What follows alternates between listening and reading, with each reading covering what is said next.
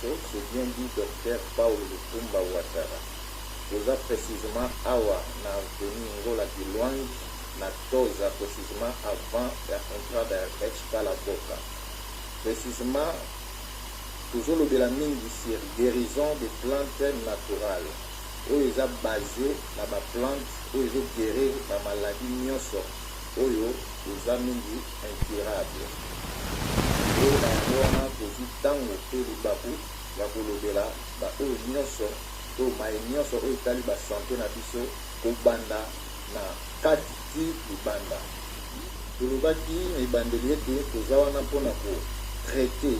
ba maladie oyo eza incurable oyo mingi médecine moderne ezolembana kotraite biso tozozwa libaku ya kotraite yango de A à Z à base ya ba plante na biso naturelle. Lelo tokolobela mingi na ntina etali hémorroïde. Ebele ya bato bazo comprendre ke nini oyo elobi hémorroïde. Hémorroïde toza na deux sortes ya hémorroïde, hémorroïde interne na hémorroïde externe. Na hémorroïde interne eza ba vaisseau sanguin oyo dilataka to oyo esalaka parcours ya makila na kati ya ba intestin na biso soki ezi déjà moi falia to ezi moi fissure na kati nde yango esalaka effet ya kobimisa retour oyo tobengi anis. Ba hémorroïde mosusu eyaka a partir anis evimbi. Hémorroïde mosusu eyaka kozokisa mitiopo to kati ya ba intestin ezokaka to esalaka gonflement ba vaisseau sanguin wana oyo esalaka partout ya komema makila kobanda na motema te koma ntina ba vaisseau sanguin komema makila na baintestin nde a partir ya gonflement oyo tobengaka lokola hémorragie interne na kati ya mitiopo nde yango ekozaka hémorroïde interne nde tomonaka libumu ekomi mwa bainflammation kovimba na kati bagaz ekomi kobeta na ndenge ya kati bagaz ezokobomba lokola ezoconserve na kati ya baintestin na ndenge wana nde tobengi hémorroïde interne. Hémorroïde externe nde ntango oyo mosusu akomona baefe ya mosomba epini lokola motiopo misusu eza inflammation na anus penepene ya anus esali inflammation eyekobimisa mpe bamakila to ebandi kobimisa makila ya bavaisseau sanguin oyo eza deja ya kovimba to ya kokata na kati ya baintestin. Les formations wana ya bakayo sanguin oyo tobengi lokola hémorragie na kati ya baintestin nde yango esalaka moto abanda kosumba makila moto abanda kosala bagaz moko pamba pendant toute la journée mpe ntango akolala même apeti ya kolia ekozala te apeti ya kolia ekokima nzoto ekobanda kodimine y compris na ntango wana ntango okomosentir bongo nde okomona ke estomac mpe ezwaka problème. Mpona nini estomac ekozwa problème? Estomac ekozwa problème a partir ya basucre baliquide moko ebotamaka esekretaka na kati ya estomac nde yango epermetaka baintestin mpe ezwa mwa moselu ya kolekisa alimentation oyo estomac eniki. Na kati ya hémorroïde toza na basymptôme ebele. Estomac eza na kati na moto azikomi deya na atteindre ya baage moko avancé akoki koswat mwana mobali akoki kotombe na maladie oyo tobengi ya prostate bamaladi oyo ezangi ebengami ya baimpuissance to faiblesse sexuelle. Hémorroïde nde azomema na kati ya hémorroïde eza lokola ndako wana ebombi biloko ebele basani bacongélateur tout eza na kati ya ndako wana nde basani wana kati ya hémorroïde nde tozi ensemble ya bahernie bakiste pembeni ya bainflammation na batesticule toyei kozwa baproblème ya bainflammation ya libumu manquement ya appétit en plus na batesticule kovimba nyonso wana eza na kati ya hémorroïde biloko ebele na kati ya organisme nde na nyonso wana biloko eza lokola ezoprovoke bakayo sanguin wana na kati ya hémorroïde nde yango wana ebimaka mpe soki ezalaki interne akobima mpe akomisi yango su externe na ntango wana nde infection ezwaka passage ya kokota mpe bandi koneutralize babiloko nyonso to bahormone nyonso oyo enolisaka force ya biso nde na yango wana bandeko tokolakisa na ntango oyo omoni baefe ya bagaz na libumu omoni baefe ya kosumba makila omoni baefe ya manque d'appétit eza tozokoza partir ya estomac ozomona monoko buma te na ntango wana esengi okende rapidement kosala te na ndenge na yo moko po moto ayebi nzoto no eza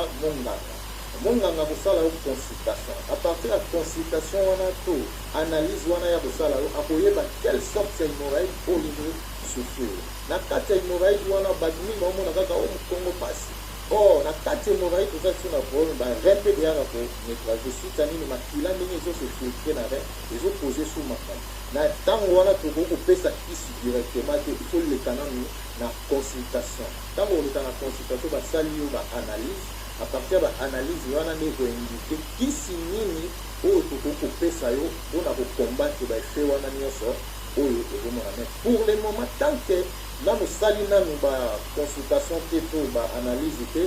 le ko sala mingi o to bengi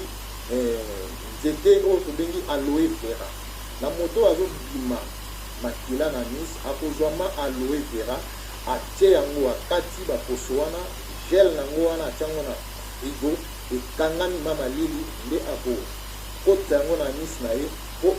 soulager kaka na un premier temps ou komela cha mingi to tipo to bengi cha ya gingembre o tangawisi eza anti-inflammatoire akendaka mpe koneutraliser bakota oyo esalemaka na kati ya moto na baintestin na biso. A part ça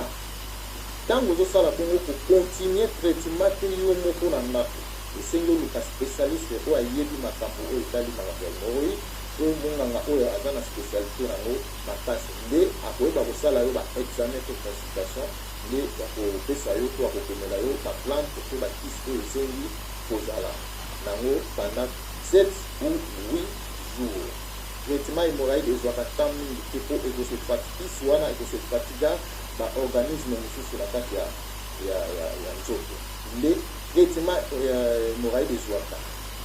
7 à 8 jours esili. Ali soki oza na baproblème mosusu to maladi mosusu na kati ya nzoto nde okozwa kototango après 2 semaines ya traitement ya hémorroïde baefe ya mikongo mpasi soki okomi kosentir yango deja yeba te hémorroïde wana eza deja atteint ekomi kosangana na problème ya barein nde epesi bainfection na kati ya barein oyo tobengi acide urique. À partir ya wana il faut koluka spécialiste oyo ayebi makambo ya barein po asala yo consultation to examen yango nde kopermettre akomela bakisi oyo okomela pendant tout un traitement na yo.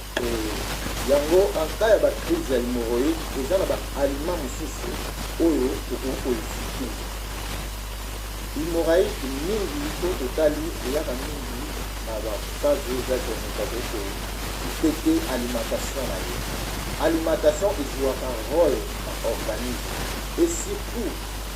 na kati ya baintestin ezalaka na babactérie mosusu oyo ezalaka na kati na biso yango eprotegeaka baintestin na biso yango eprotegeaka meme na organisme. Babactérie wana yango esalaka te ntango estoma azokolamba to azosala mélange ya biloko oyo biso boye konika yango nde akitaka na baintestin. Na ntango akiti na baintestin soki diminution ya babactérie ezali okomona akobanda kokopele yo basymptôme oyo tobengi ya hémorroïde. Babiloko tokoki koevite mingi en cas ou avant hémorroïde ou après hémorroïde eza premièrement baépice baplat oyo eza mingi épicé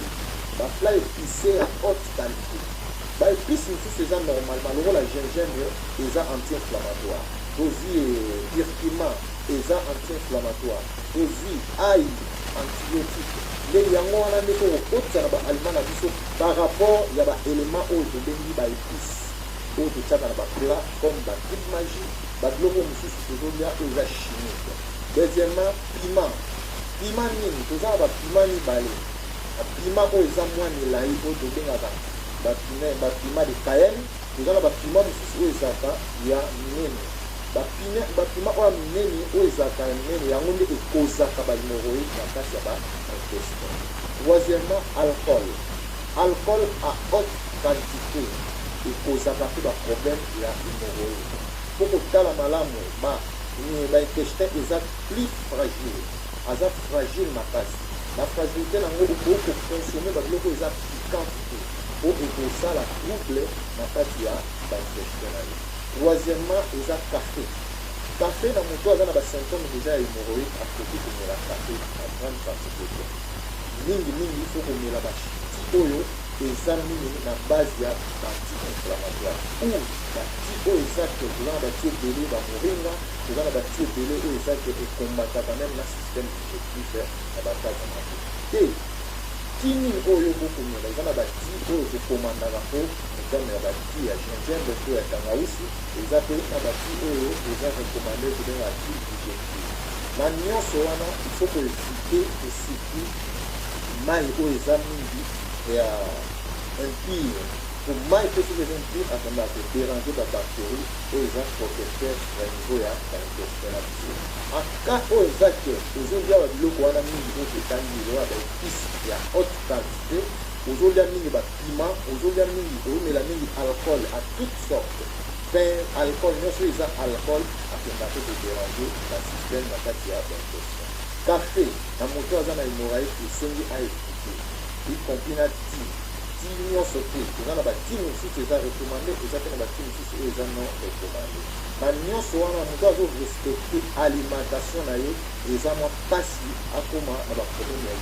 hémorraïde soki ekoti deya na kati ya nzoto ekozaka badega ebele na kati ya organisme akokoze oyo baproblème bactérie intestinale oyo tobenga baflare intestinale yango eprotégeaka organisme na biso po mitopo to baintestin azala accumule nyonso oyo sema azopesa yango na ndenge ya malamu fui tokiti na bafui fui nini oyo moto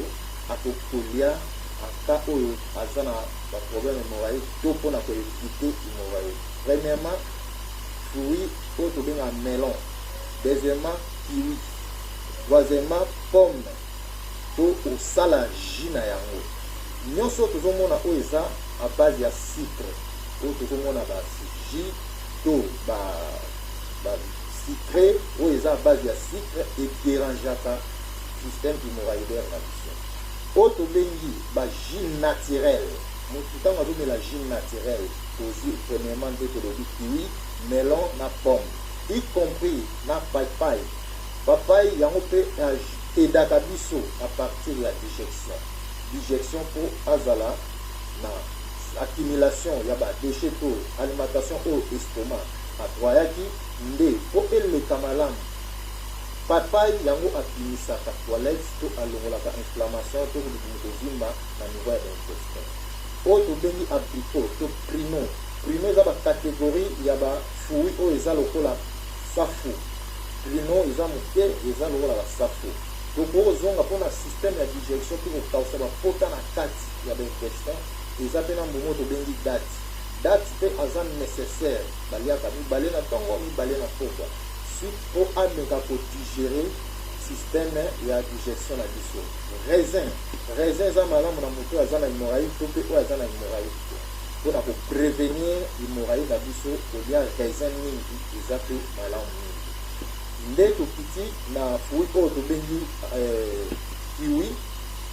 aza na base ya vitamine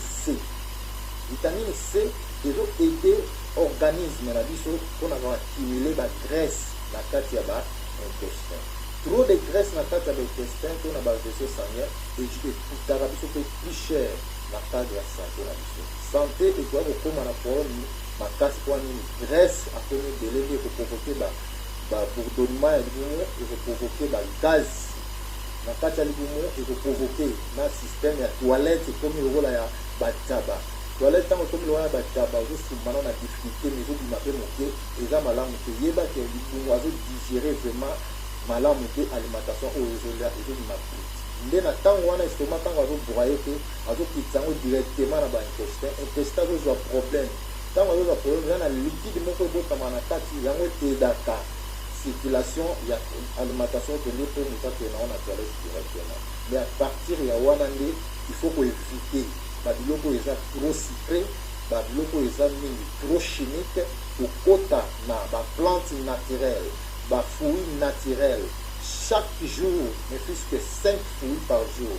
ou 3 fruits eza problème te mais chaque jour moto oyo ataki azolinga prévenir to azala bien mpona problème ya hémorroïde esengi aliaka bafruit mingi na bafruit wana oyo eza nécessaire makasi eza oyo totangi compris na papaye chaque jour pendant une semaine pour revenir par et de aider na problème ya digestion. Les tokomeka kopesa bino moi quelques conseils au tozana ngo awa pour prévenir donc zala musika na hémorroïde. Premier conseil est que pour mélanine maille pendant toute la journée. Maille ozomona ezwaka rôle makasi. Na mutu ekona partir à butu azomela déjà et 21h 10 tongo azomela maille mingi na butu azoko endommagé barin moyen azana calcul nango normal ezate abanda kozala réflexe retour azozongisa azobandela pour filtrer makila na kati ya ye barin mai mingi na butu komela te mela mai mingi pendant toute la journée nde yango ekopermettre yo ozala mpe mosika na hémorroïde. Deuxièmement, alimentation oyo eza riche en fibre. Alimentation eza riche en fibre tokozwa mingi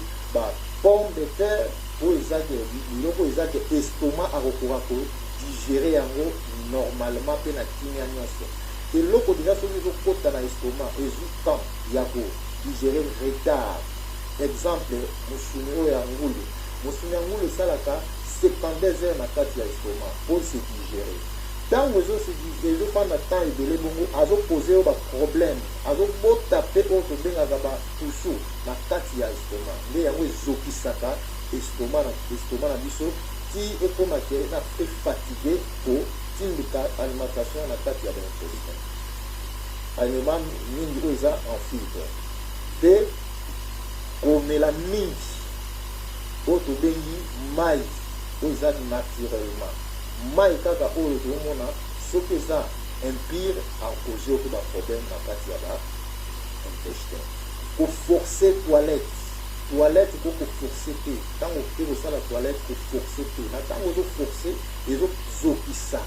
na baveso sange to na miso wana oyo ezoparcoure kolekisa toilette na biso te na niveau ya mingi te fo kosalaka mingi physique eza très nécessaire na moto azolinga problème te po azala problème ya hémorroïde.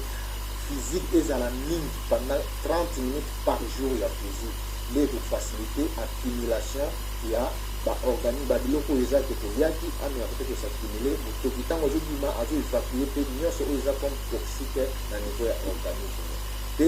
kofanda mingi et surtout kofanda mingi eza vraiment malamu te. Ntango ofandi quelque temps na temps moko kozala mpe ata un mouvement ya kotambola to kosalonge kofanda mingi ekokose yo mpe problème ya hémorroïde. Na nyonso wana ntango ozokuta gode premièrement ntango ozomela mai na yo pendant toute la journée ezofacilite estomac atonda na mai mpe ayeba kodigere alimentation. Ntango adigere alimentation azotala yango avoir directement ntina niveau ya baintestin. Intestin ntango akozwa nde akoyeba kodigere mpe lisusu kosala mosala oyo ezosenga nde akotinda yango na nise nde place toilette ya malonga ekozala mpe na ntango oyo ke toilette po ozala pose oke toilette kozala presse te po soki oza trop presse okoti toilette yeba gourdura oyo tobengi graisse akobima vraiment te. Ntango akobima vraiment te epeso mpasi azogarde gourdura to graisse wana na kati ya organisme nde yango etonda kokreele biso baproblème oyo tobengi ya hémorroïde. Ntango oke toilette ezala pose kozala pose te soki esengi ozala na livre moko mema banda kotanga livre wana po obimisa kaka oyo esengi ebima oyo oliaki. Normalement na basi biloko edigéraka pendant 3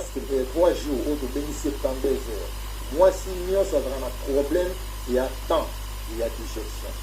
akose digérer pendant 72 heures nsima te toilette na biloko oyo aliaki. Même biso mibali ezwaka plus ou moins 24 heures na 24 heures eza lokola ntango olie lelo yeba ke lobi ifosala toilette yango moni hémorroïde mingi bato badetecta yango rapide ezala mibali suite anini mibali soki afandi amoni ba 2 jours azosala toilette bien te eopesi mpasi na motema ozomona te azosala na toilette oyo namoni hémorroïde a partir na wana mpo bakosentir badouleur na mokongo mpona nini ozose dégage te oyo oliaki mais na mwasi tout à fait normal 72 heures yoki eleki aosala ba 5-6 jours akoti toilette te amona monganga wana aza na baproblème ya santé na ye fo kosala consultation générale. Merci na bandeko nyonso bazwai libaku ya kolanda biso mpe bao bauti kolanda biso Aujourd'hui, avec tout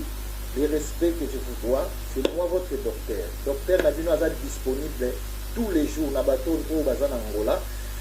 Tout a ouvert awa na centre na biso ya médecine naturelle à Samna. Ils ont une grande association pour nous traiter à partir de lundi, samedi, de 7h30,